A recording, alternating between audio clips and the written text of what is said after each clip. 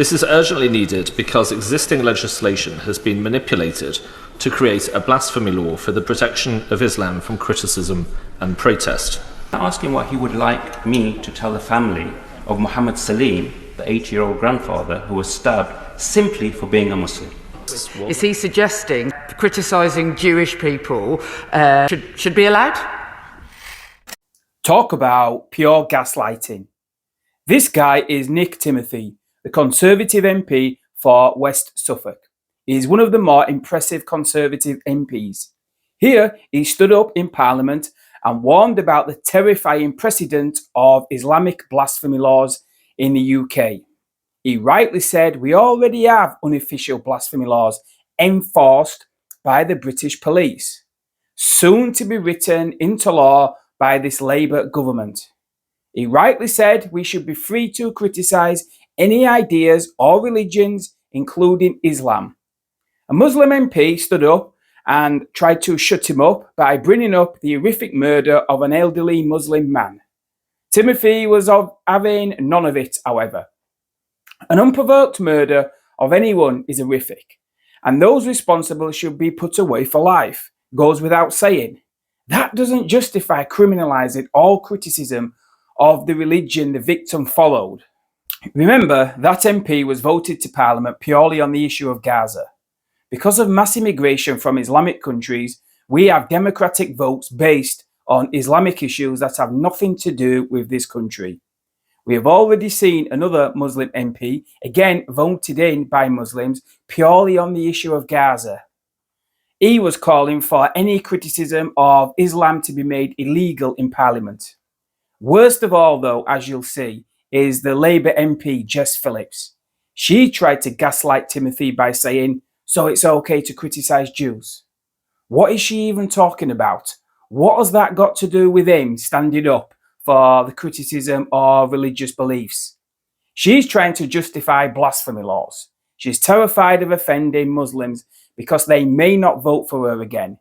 It tells you everything you need to know about this government. And it's exactly the same reason why they covered up the grooming gangs. Just listen to this. This bill also presents an opportunity for the government to support my amendment, New Clause 108, to protect freedom of expression. This is urgently needed because existing legislation has been manipulated to create a blasphemy law for the protection of Islam from criticism and protest. As I said in my speech last week, Madam Deputy Speaker, I'm not a Muslim, and I reject any attempt to tell me I cannot say what I think about any religion. No ideas or beliefs should be above criticism or scrutiny. Thank the Honourable Gentleman for giving away. Can I ask him what he would like me to tell the family of Muhammad Salim, the 80-year-old grandfather who was stabbed simply for being a Muslim? That was obviously an appalling crime, and I remember it very well, but I don't think that has anything to do with what I'm saying right now in this debate. And look, in a free society, in a pluralistic society, we have to be free to criticise ideas. There are laws to protect people, but we cannot have laws that protect ideas from scrutiny or criticism. But Islamophobia, as I was saying, is a made-up and nonsensical concept that aligns protection of individuals from hatred with the protection of ideas and beliefs, and is therefore, in my view, completely unacceptable in principle. When I've asked questions about this, have stuck to their lines to take, insisting we don't have a blasphemy law in this country, when everyone knows, in effect, actually we do. And worse, the government now plans to impose a definition of Islamophobia upon us that would stop criticism of Islam and Islamic practices, clamp down even more firmly on free speech, and empower extremists. Is he suggesting that we should that criticising Jewish people should be allowed? Nick Timothy.